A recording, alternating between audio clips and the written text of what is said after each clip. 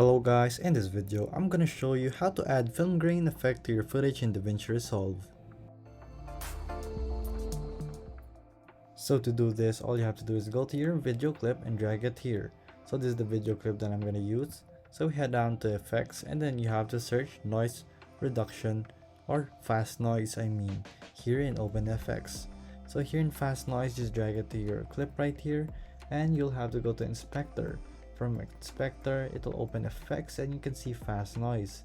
So set the scale to 0 and just place the scale to HV ratio to 0.2 and then from there scroll down. So here we just have to scroll down and we're gonna look for our composite type. So here, composite type, all we have to do is add overlay and there you go. It's just that simple. Now we have our grainy footage right here, as you can see. So if this video was helpful, please hit the like button and don't forget to subscribe.